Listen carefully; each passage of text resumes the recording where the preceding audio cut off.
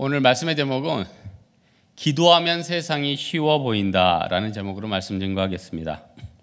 제가 맡고 있는 신혼팀 집사님 한 분이 둘째를 출산한다고 좀 이름 하나를 좀 부탁을 저한테 했습니다.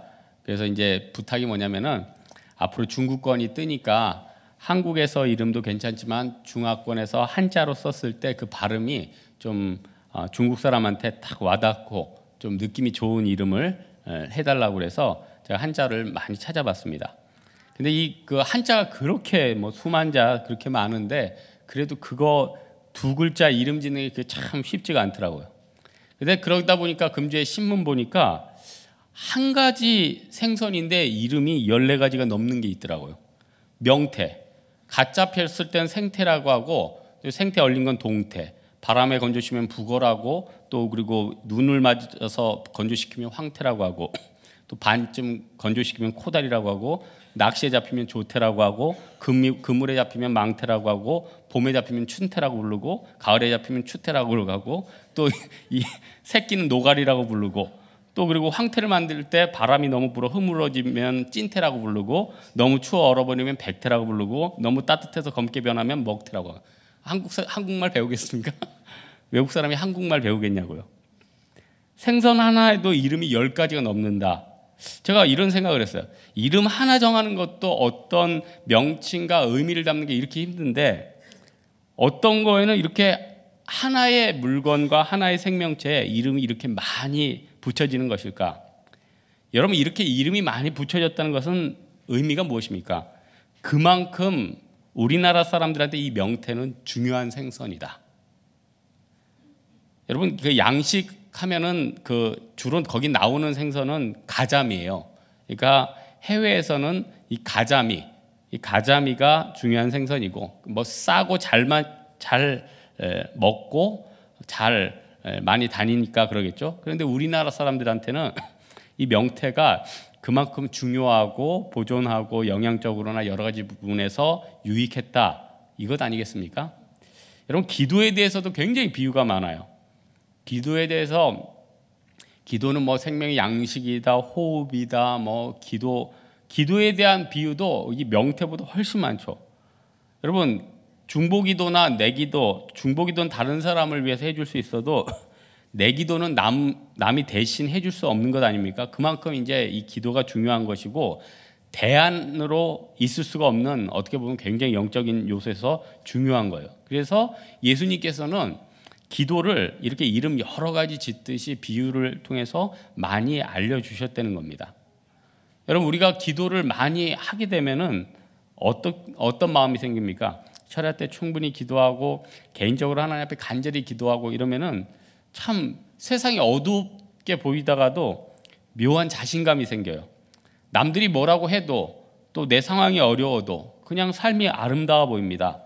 그리고 진짜 뭔가 묘한 자신감. 기도할 때만 하나님 주시는 거죠. 그리고 요즘 성경 일독 읽기 훈련을 하고 있는데 성경도 그래요. 이 기도를 충분히 한 다음에 성경책을 탁 펼치면은 그 말씀이 눈에 확 들어옵니다. 파악도 쉽고 마음의 감동도 크고. 그러니까 한마디로 이 기도는 영안을 여는 것 같아요. 영안을 여는 것 같아요. 여러분, 우리가 하나님 앞에서 예수님이 우리에게 그토록 강조하신 이 기도, 오늘 특별히 불의한 재판관을 통해서 예수님이 기도에 대해서 스토리를 전개하거든요. 그런데 오늘은 조금 다른 관점에서 기도는 간절해야 된다 이런 관점보다 좀 반대 관점을 한번 봤으면 좋겠어요. 일단 예수님이 강조한 이유 중에 하나는 일단 너무 중요한 거 아니에요. 안 하면 우리한테 손해기 때문에. 아니, 우리에게 있어서 아까 제가 명태 얘기했지만 명태가 그렇게 우리나라 사람들에게 우리나라 같이 음식물 부패하기가 쉽고 습도가 높은 나라에 어떻게 보면 명태처럼 건조시키거나 활용할 수 있는 좋은 물고기가 어디 있겠습니까? 마찬가지로 기도에 대해서 너무 중요하니까 여러 가지 강조를 하는데 사무엘은 기도를 안 하면 어떤 손해를 보는가 이렇게 얘기했어요. 기도를 쉬면은 죄를 범한대요. 그러니까 사무엘이 12장 23절에 사무엘상 12장 23절에 이런 얘기를 해요. 내가 기도를 쉬는 죄를 범치 않게 해달라고 얘기를 했어요. 그러니까 기도 안 하면 인간의 삶은 결국 범죄한다는 겁니다. 여러분, 사람이 뭐 운동 안 하면은 살이 찌고 뭐 아무거나 제대로 먹지 않으면은 몸의 건강을 유지하지 못하듯이 하나님께서 어떤 법칙은 주신 것 같습니다. 그러니까 우리가 신앙생활 할 때 항상 기도를 해야지 내가 범죄하지 않고 믿음 가운데 설 수 있다. 사무엘을 통해서도 알 수 있죠. 그래서 이사야는 이런 얘기를 했어요. 6장 5절에 보니까 그때 내가 말하되 화로다 나여 망하게 되었도다. 나는 입술이 부정한 사람이요 나는 입술이 부정한 백성 중에 거주하면서 만군의 여호와이신 왕을 배웠음이라 하였더라. 그러니까 여러분, 기도하니까 어떻게 됩니까? 자기가 부정하고 연약하고 깨지기 쉬운 존재라는 것을 화들짝 놀라면서 발견하는 것 아닙니까? 여러분, 우리 신앙생활 한다고 하지만 이 세상에 내 자신을 못 보는 사람이 얼마나 많습니까? 아마 내 자신을 제대로 못 보고 천국에 가는 사람들도 굉장히 많이 있을 거거든요. 여러분, 생각해 보십시오. 다 예수 믿는다고 변화되고 성화돼서 하나님 앞에 정금같이 쓰임 받습니까? 다 믿음 가운데 잘 사는 것입니까? 예수 믿는다고 다 다치지도 않고 늘 직장에서 승승장구하며 주변 사람들에게 칭찬과 존귀만을 받고 사는 것입니까? 그게 아니죠. 어떻게 보면 환난도 당하고 핍박도 당하고 어려움도 당하고 무시도 당합니다. 그런데 중요한 것 중에 하나는, 가장 큰 비극이 무엇이냐면 남들이 나한테 무엇이라고 하는 것보다 내가 내 자신을 자각하지 못하고 살아간다는 것처럼 그 큰 손해가 어디 있겠어요. 기도하면 근데 여러분, 내가 보인다는 거예요. 내 영이 보이고 나의 연약함이 보이고 내가 기도 안 하면 계속 죄 가운데 빠질 수밖에 없는 인생이구나 깨닫게 된다는 겁니다. 여러분, 하나님께서 굉장히 많은 복을 우리에게 예비해 주셨습니다. 특별히 하나님은요, 제가 어제 밤에 병원 신방을 하는데 그 집사님에게 그런 말씀을 전했어요. 하나님은 우리에게 병 주고 약 주시는 분이다. 왜냐? 하나님은 우리에게 때로는 육체적인 질병이나 환경적인 피해를 주시지만 그것을 통해서 한 단계 항상 더 플러스를 주시더라. 물론 플러스 안 주시고 그냥 갈 때도 있습니다. 그런데 하나님께서는 우리가 다치고 연약하고 어려운 거 보면은 너무 가슴이 아프니까 마치 육의 아버지가 자녀 혼낸 다음에 더 좋은 것으로 채워주고 싶듯이 우리가 연약하고 깨지면 그 다음에 항상 더 좋은 거 주시는 것 같아요. 개인적으로도 하나님 앞에 늘 이런 하나님의 어떤 영적인 사이클을 발견을 합니다. 그러니까 그러므로 우리가 중요한 것 중에 하나가 무엇입니까? 기도는 우리가 안 하면 하나님 앞에 손해다, 이 마음을 가져야 된다는 거예요. 제가 예전에 기도를 하나님 앞에 우리가 청약한다는 걸로 비유를 했는데, 우리가 무슨 아파트 청약을 한다, 어느 공모전에 나간다, 어떻게 해야지 뽑힙니까? 물론 좋은 형식을 제출하고 또 거기에 대해서 좋은 자료를 내고 이것도 중요하지만 일단 제출을 해야 되는 것 아니에요? 그래서 기도에는 형식이 있는 겁니다. 안에 내용이 있어야 되고 하나님을 향한 수신자가 있어야 되고 예수님 이름으로 기도드립니다 아멘하고 우리의 발송자가 있어야 되는 겁니다. 그러니까 기도가 어떻게 보면 하나님 앞에 가는 편지입니다. 그런데 여러분, 청약도 그러잖아요. 상대편에게 도착하지 않으면 그게 효력이 없잖아요.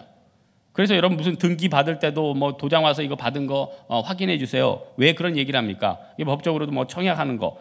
마찬가지로 우리가 하나님 앞에 기도하는 것도 우리가 하나님 앞에, 하나님, 내가 이 문제가 있는데 하나님 이것 좀 해결해 주시고 또 이 길을 열어 주시고 또 내 영혼을 열어 주십시오 하고 하나님 앞에 간구하는 것입니다. 그러면은 하나님께서 그 청약을 딱 받으시고, 그래, 나한테 왔으니까 내가 처리하겠다.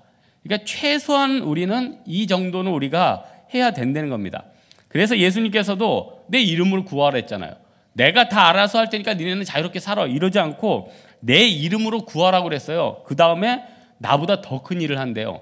그러니까 기도하면은 그 기도가 뭐 대단해서라기보다는 그 기도해가지고 그 기도 자체가 하나님 앞에 상달되는 자체로서 하나님께서 일하시기 시작한다는 겁니다. 그래서 여러분, 기도도 그냥 되는 게 아니라는 겁니다.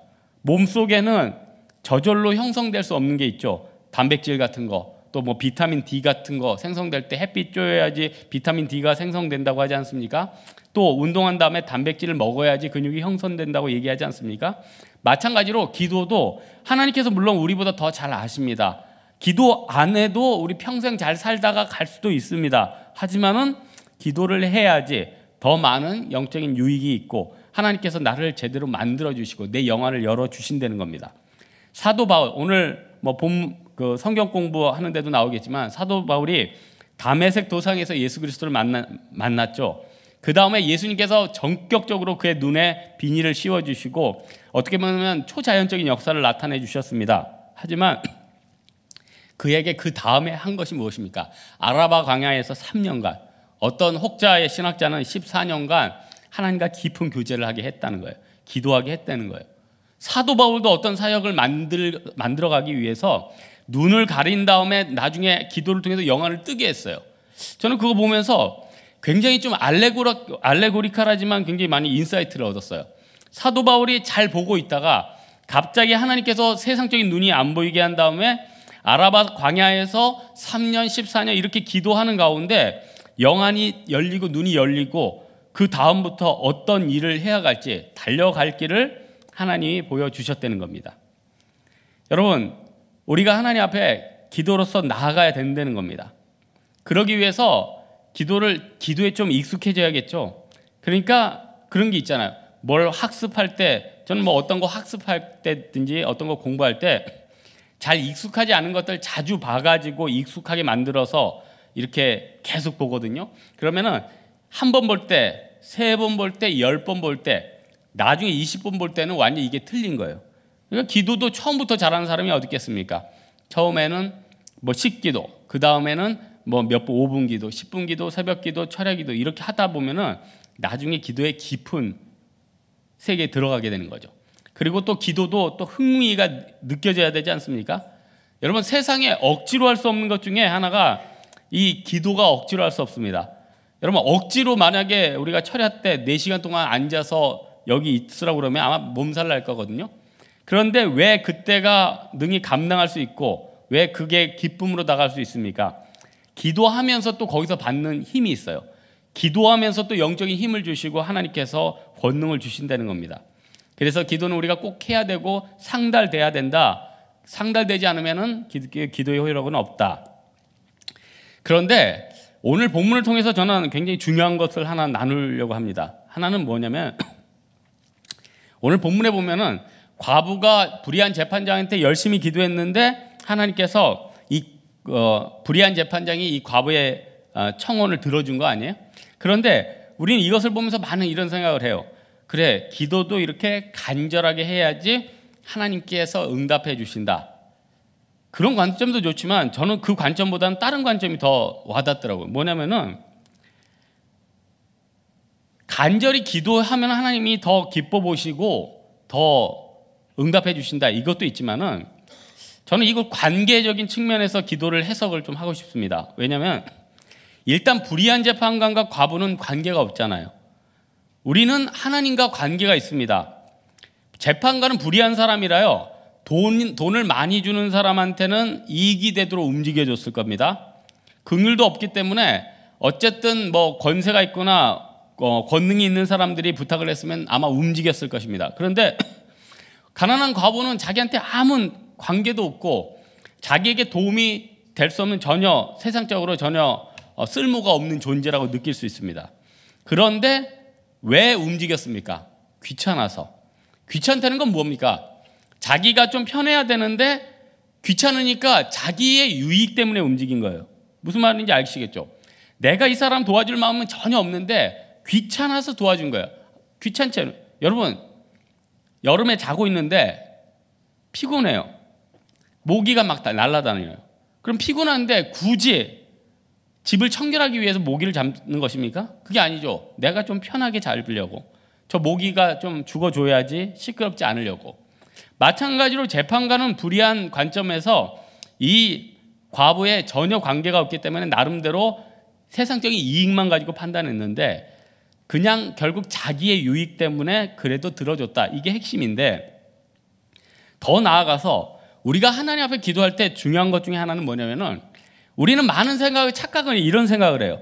내가 이 과부처럼 하나님을 자꾸 귀찮게 하면 하나님이 70억들 관리하기 바쁜데 내가 너무 귀찮게 하는 거예요. 그래서 이 상수도에 있는 죄부터 좀 해결해 줘야겠다. 여러분, 그럼 순번이 안 돌아옵니다. 목사님한테 뭐 안수 한번 받으려도 그 순번 돌아오기 힘든데 70억 얼마나 힘들겠어요. 그게 아니라 결국 하나님과 나는 관계, 난 자녀이기 때문에 이렇게 열심히 안 해도 결국 내가 어느 선만 가지고 하나님 앞에 나와도 하나님께서는 응답을 해주신다. 그렇다면은 이 간절함이란 나에게 어떤 의미를 주는 것입니까? 아니 그럼 대충 기도해도 응답되는 거나 또 간절히 해도 기도 응답되는 거나 저는 이게 큰 차이는 없다고 생각해요. 왜냐? 과수원에 3시, 6시, 10시 온 사람 똑같은 복을 받았습니다. 예수님께서 십자가 위해서 우리 죄를 위해서 죽으셨습니다. 그래서 이스라엘 사람들은 더 많이 구원하고 한국 사람들은 조금 구원한 게 아니에요. 똑같은 은혜를 주셨다는 거예요. 하나님의 은혜는요, 말로 표현할 수 없을 정도로 불공평할 정도로 똑같은 은혜가 있습니다. 왜냐하면 다 은혜거든요. 네가 낫다, 내가 낫다 말을 따질 수 없는 완벽한 은혜입니다. 그런데 과연 내가 기도할 때 그 간절함으로 하나님 앞에 간구한다는 것은 어떤 의미일까? 그것은요, 어떻게 보면 나와 하나님과의 관계에 있어서 내가 특별하게 생각할 수 있는 어떤 특별함을 주는 그런 신앙적인 표징 같아요. 저기 어떤 과수원 하시는 집사님이 그래요. 사과를 저한테 몇 개를 주셨어요. 저는 의미 없이 먹었거든요. 그런데 지난주에 그런 얘기 하시더라고요. 그 사과 제가 땄습니다. 그분한테는요, 그 사과 5개가 자기가 그냥 사서 준 게 아니라 그 가족이 자기 장인한테 그 장인 그 밭에 가서 직접 따서 온 거예요. 그러니까 어떤 분께 보면 굉장히 의미가 있는 거죠. 우리도요, 사서 먹으나 그냥 하나 어쨌든 하나님이 그냥 주실 수 있습니다. 다 주실 수 있습니다. 하지만요, 내가 특별히 간절함을 가지고 한 것들은 나에게 큰 의미가 돼서 내 신앙생활뿐만 아니라 내세까지 굉장한 의미로서 나에게 작용한다는 거예요. 우리가 너무 많이 기도를 인과응보적으로 생각합니다. 불교처럼요, 108번 절하고 간절히 기도하면 더 세게 응답될 거라고 생각해요. 천배하는 것처럼 어떤 분 저는 봤습니다. 그거 나쁘다고 생각하진 않아요. 새벽에 1,000원씩 1,000번 넣는 분 봤어요. 그거 나쁘지 않습니다. 여러분 1,000원씩 내기나 합니까? 죄송합니다. 더 많이 내지. 10,000원씩 내죠. 근데 그분 1,000원씩 제가 볼 땐 그래요. 봉투값이 아깝겠다. 봉투를 저한테 주십시오. 고행주의가 아니죠. 기독교는 고행주의가 아니라 하나님과의 관계입니다. 그래서요, 바리새인과 세리의 기도, 이 누가복음에 보면은 바리새인이 더 짜임새 있게 기도했어요. 율법적으로 완벽하게 조문이나 여러 가지 멋지게 자세도 더 좋아요. 하지만은 세리는 어떻게 보면 중언부언한 것처럼 보여요. 하지만 세리의 기도를 예수님께서 더 좋다고 칭찬해 주셨거든요. 무슨 말입니까? 우리는 너무 기도를 인과응보적, 하나님의 강팍한 마음을 움직이려고 한다고 생각해요. 여러분, 우리는 너무요, 인과응보적인 사고에 너무 익숙해져 있습니다. 세상 사람들이 너무 강팍하거든요. 내 목적을 이루기 위해서는 내가 발버둥 치고 너무 노력해야지 거두는 게 세상 시스템이에요. 1,000원 한 장, 10,000원 한 장 오려면은 죽도록 뛰거나 아르바이트를 해야지 오는 시스템이기 때문에 하나님도 그런 식으로 접근하는 게 우린 편한 거예요. 내가 이렇게 간구하고 내가 이렇게 하나님 앞에 달려들고 내가 금식하고 내가 이 고행을 하면 하나님께서 고생한다, 에이 주겠다, 이게 아니라는 거예요. 그냥 구하는 순간 이럴 때 받은 줄로 믿으면 되는 겁니다. 그래서요, 참 세상의 원리와 하나님의 원리는 다른 거죠. 하나님은 한나가 사무엘상 1장에서 간절히 기도하나, 요나가 물고기 뱃속에 있어서 잠깐 기도하나, 다 똑같이 가치 있고 똑같이 은혜롭게 여긴다는 겁니다. 중요한 건 뭡니까? 내가 하느냐 안 하느냐가 더 중요하다는 거예요. 여러분, 세상에는 어떤 가치 있는 것들이 그냥 다가오는 경우가 없죠. 그냥 나한테 다가온다, 다 사기라고 생각하면은 틀리지 않아요. 에? 다 사기라고 생각하면 뭐 하면 좀 해줍니다. 그러면은 그냥 다, 여러분 핸드폰도 그래요. 특별히 이걸 i4를 4S를 5모로 해줍니다. 완전히 이거 공짜입니다. 그러면 여러분 좋다고 봤죠. 그리고 호갱이 되는 거예요. 완전히 낚여가지고 그냥 저희 어머니도 옛날에 그냥 그거 권사님 순진하셔서 그 3년 동안 갚으시고 이제 죄와 사망의 골짜기에서 해방되셔서 3G로 돌아가시고, 아니 70대인 분에게 무슨 LTE와 광대역이 무슨 소용이 있습니까? 그냥 문자만 오면 되는 거지. 그래서 근데 또 그래요, 어머님이 이제 또 옛날 게 또 그게 익숙해지신 거예요. 답답하시대요, 답답. 여러분, 세상에는 공짜가 없죠. 세상엔 공짜가 없어요. 근데 우리는 하나님과의 관계에서 모든 공짜를 받았습니다. 이게 복음이죠. 요한계시록 22장 17절에 보니까 성령과 신부가 말씀하시기를 오라 하시는도다. 듣는 자도 오라 할 것이요 목마른 자도 올 것이요 또 원하는 자는 값없이 생명수를 받으라 하시도다. 생명수가 있습니다. 공짜의 은혜가 있다는 거예요. 그래서 우리는요, 기도를 대할 때 무엇이 중요하냐? 열심이 중요하다, 자세가 중요하다, 이것저것 얘기할 수 있지만은 결국은요, 기도는 늘 하나님 앞에서 내가 자연스럽게 하나님과 이 관계, 접근력이 있을 때 그런 관계 형성이 굉장히 중요하다는 겁니다. 그래서요, 기도는 의지 가지고 하는 사람보다 관계 형성이 잘 되는 게 굉장히 중요합니다. 1월 초에 의지 가지고 운동하고 뭐 살 빼고 언어 준비하고 이런 것보다도요, 그 안에서 내가 이것들을 투자하고 이것들을 노력했을 때 어떤 유익이 되는가. 세상적인 말로 말하면 그건 욕심이고 욕망이지만 우리 예수 믿는 사람들에겐 세상을 정복할 도구고 소망이잖아요. 우리는 다 그런 생각을 합니다. 물론 우리 짧은 인생 가운데 어떤 사람, 뭐 스펄전과 같이, 뭐 조지 뮬러 같이 크게 수임 받을 사람도 있지만 대부분은 저나 여러분 같이 그냥 평범하게 살 사람들도 많습니다. 하지만 우리에게 똑같은 은혜가 있는데 누구든지 기도의 대제사장이 될 수 있는 은혜를 주셨잖아요. 여러분, 오늘 본문 8절에 보니까 그러나 인자가 올 때 세상에서 믿음을 보겠느냐. 무슨 말이에요? 재림 때에요, 기도를 가까이 하는 사람 찾기가 힘들다는 얘기예요. 여러분, 세상에 얼마나 권세 있는 사람이 많아요. 아니, 우리나라에도 얼마나 많은 기관장이 있고 얼마나 많은 국회의원이 있고 얼마나 무슨 각 빌딩마다 사장들이 있고 얼마나 많은 직함들이 있고 소장이 있고 과장이 있고 대장이 있고 대대장이 있고 얼마나 많은 사람들이 있고 권세가 있는데 그 많은 권세와 그 사람들의 직분 가운데 예수님은 어떤 얘기 하십니까? 오늘 8절에 그러나 인자가 올 때 세상의 믿음을 보겠느냐. 기도하는 사람 그렇게 찾기 힘들다는 거예요. 지금도 미국 신학 굉장히 많이 무너졌죠. 유럽 신학 다 무너졌죠. 어떻게 보면은 우리가 잘난 척할 수는 없지만 그래도 한국에 얼마나 많은 신학의 건전함이 있고 건강함이 있습니까? 그나마 이 부족한 것 가지고 우리가 대만과 캄보디아와 네팔과 이런 데 가서 복음 증거하는 것 아닙니까? 그러면은 혹자는 어떤 신학자는 그런 얘기예요. 하나님의 어떤 나라나 민족이든 몇백 년 동안 계속 쓰는 건 아니거든요. 또 흐름이 있어요. 여러분, 이제 10년이 지나고 또 반세기가 지나면 또 어떤 흐름으로 갈지 모릅니다. 뭐 재림이 돼 있을 수도 있고 통일이 돼 있을 수도 있고 우리나라 신학이 확 죽어 있을 수도 있고 아니면 더 큰 부흥이 돼서 한국의 신학이 세계에 다 퍼져 있을 수도 있고. 하지만 중요한 것 중에 하나는요, 우리나라 역사상 가장 강력하게 해외 사람들과 중국의 수뇌부들과 같이 앉아 있고요, 또 세상에서 우리나라를 인정하고요, 세상에서 우리나라 물건을 가져가고요, 해외에서 우리나라의 신학을 인정하는 것. 역사적으로 찾아봤을 때 우리나라의 최고 강성기는 지금입니다. 우리는 지금 그런 생각을 해요. 우리 지금 먹고 살기 힘들다, 그 취업 힘들다, 어렵다. 물론 힘들어요, 어려워요. 하지만요, 하나님께서 이 시대에 그래도 그나마 우리에게 말씀 증거든지 뭘 할 때 강력한 힘과 바탕을 주셨다는 거예요. 그러면은 물론 어렵지만은 이때 우리가 무엇을 잡아야 됩니까? 직분을 잡고 세상을 잡는 것이 아니라 믿음을 잡고 기도를 잡고, 그럼 결국 그 사람들 통해서 하나님이 일하신다는 것 아닙니까? 하나님은 돈 많은 사람, 높은 직분 있는 사람보다는 예배자를 찾으신다면서요, 기도자를 찾으신다면서요. 우리가 그런 관점으로 예수님 앞에 믿음 가운데 서 있어야 되지 않겠습니까? 마태복음 25장 5절에 보니까 주님은 열처녀의 비유를 통해서 이렇게 경고해요.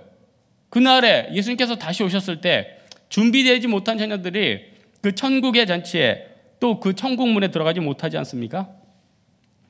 아마 우리 나중에 가장 후회하는 것 중에 하나는 우리가 충만히 하나님 앞에 간구하지 못했던 것들, 기도하지 못했던 것들. 그래서 여러분, 기도 생활은요, 나중에 내가 잘 할지 못할지 몰라요. 그래서 결국은요, 지금 당장 하는 게 정말 중요합니다. 지금 당장 하다 보면은 그나마 그게 남는 거고. 여러분, 작년 한 해를 돌아보십시오. 나의 인생 가운데 과연 남는 게 무엇이 있었습니까?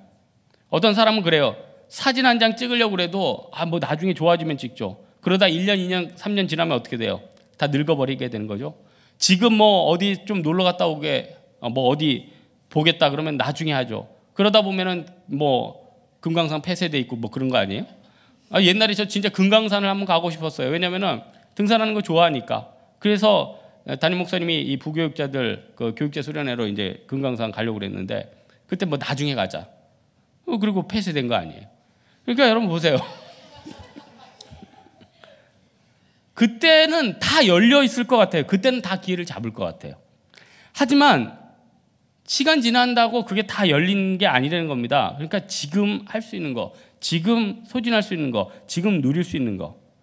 그래서 제가 예전에 크리스찬 부자들이라는 책 쓸 때 크리스찬 부자들이라고 다 행복한 게 아니더라고요. 왜냐면은 내일 끝날 것처럼 잘 써버리면 되는데 너무 미래를 길게 보는 거예요. 왜냐면 자신이 가진 게 많으니까 길면 길게 인생을 디자인할수록 유리한 거죠.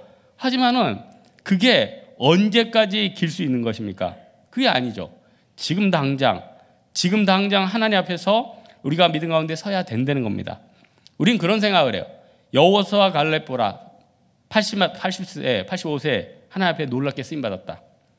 200만 중에 한두 명입니다. 잘 기억하세요.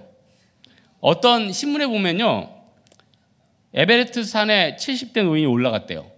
얼마나 희귀하면 신문에 났겠습니까? 여러분 지금 움직이십시오. 지금 굴르십시오. 지금 이 한 해를 귀중하게 여겨야 된다는 거예요. 사도 바울의 말이 우리에게 다가오지 않습니까? 내가 풍부에 처할 때나 공포에 처할 때나 일절 견딜 수 있는 비결을 얻었다. 그러니까요, 너무 좋아질 것도 기대하지 말고 너무 나빠질 것도 기대하지 말고 기대를 하지 마세요. 그러면 뭐 비관론을 얘기하는 것입니까? 그게 아니죠. 지금 내가 하나님 앞에서 있는 것들을 충만히 기뻐하고 누릴 수 있는 일체의 비결, 그게 영적인 지혜 아니겠습니까? 베드로전서에 보면은 마귀가 우는 사자같이 삼킬 자를 찾는다고 했어요. 마귀는요 게으르지 않습니다. 우리가 최대한 시간 낭비하게 만듭니다. 미래를 계획하면서 현재를 흐지부지하게 살게 만든다는 거예요. 많은 사람이 기도의 개념을요 불공이나 뭐 열심히 해서 쌓아놓는 그 개념으로 착각하는 사람도 있는데, 기도도 그때그때 소진해야 되고, 또 내가 지금 충분히 기도하는 이 사이클이 돼야지 문제 생길 때도 기도가 되는 거죠.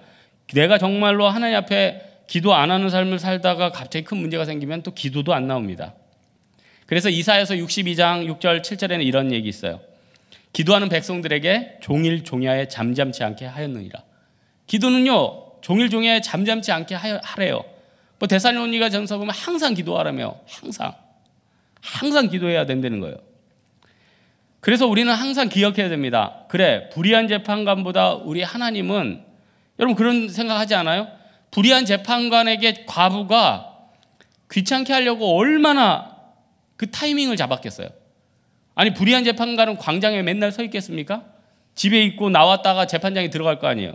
그럼 그 과부가 스토커처럼 기다렸다가 또 가가지고 막 말하고, 또 재판장 거기 어디 침투해서 들어가고 얘기하고 지붕 뚫고 내려오고, 계속 이러다 보니까 그 재판관이 지겨운 거 아니에요?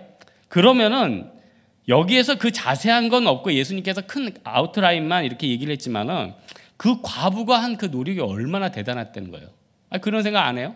얼마나 대단했던. 그러니까 여기서 그런 걸 깨달을 수 있죠. 세상에는 뭐 하나 이루려고 해도 이렇게 힘들게 노력하는구나. 우리도 세상에서 뭐 하나 얻으려고 그렇게 노력하는데 이렇게 안 되는구나. 여기서 우리가 공감하지 않아요? 그런데 우리는 하나님과 관계가 있잖아요. 내가요 바로 발신 누르면 하나님이 바로 받으신다는 겁니다.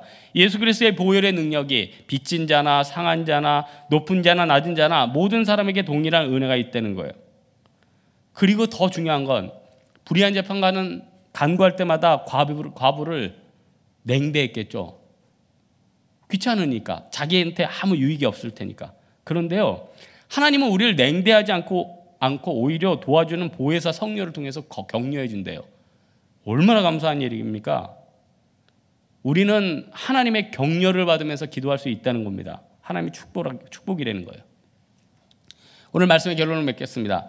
기도는 히브리어로 테필라, 헬라어로 프로슈케라고 하죠. 내 생활 가운데 여러 부분을 대처해야 될 게 많습니다. 그런데 여러 가지 답을 하나님과 테필라, 프로슈케를 통해서 답을 얻으려는 거예요. 그러면은 내가 구해야 될 것들, 내가 해답받아야 될 것들 하나님이 더 잘 아시는데, 하나님께서 이 관계를 통해서 다 조율해 주시는 거예요. 그래서 우리가 기도할 때 내가 요거는 구하고 저건 못 구했는데 너무 걱정 안 해도 됩니다. 왜냐하면은 그 관계를 통해서 하나님이 수정해 주시는 거기 때문에. 그래서 기도의 중심 요소는 뭐 내가 어떤 걸 구하고 내가 어떤 뭐 진로를 구하고 이게 아니라 찬양과 간구래잖아요. 무슨 말입니까? 왜 기도의 중심 요소를 찬양과 간구라고 했습니까? 관계니까. 하나님 찬양합니다. 벌써 그 순간 하나님께서 영광 받으시고 기뻐하시죠. 그러면서 내가 구할 것보다 더 많은 것들을 채워주십니다. 그리고 그 다음 무엇을 해야 됩니까? 간구를 해야 되죠. 하나님 이거. 그러니까 왜 감사만 해도 기도 제목이 다 응답되냐면은 기도는 관계니까. 또 기도를 통해서 우리가 영혼이 열리는 것이니까. 사랑하는 여러분들이 믿음 가운데서 충만한 기도와 간구를 통해서 영적인 축복을 차고 넘치게 받기를 주님의 이름으로 축원드립니다. 이 시간 우리 한번 기도하도록 하겠습니다. 이 시간 기도할 때 하나님 기도 통해서 오늘 이 누가복음의 18장의 기도를 통해서 내가 간절함도 중요하지만 하나님의 관계를 통해서 또 그때그때 소진하는 걸 통해서 기도를 배웠습니다. 이런 삶 살게 되달라고 하나님 앞에 간구하도록 하겠습니다.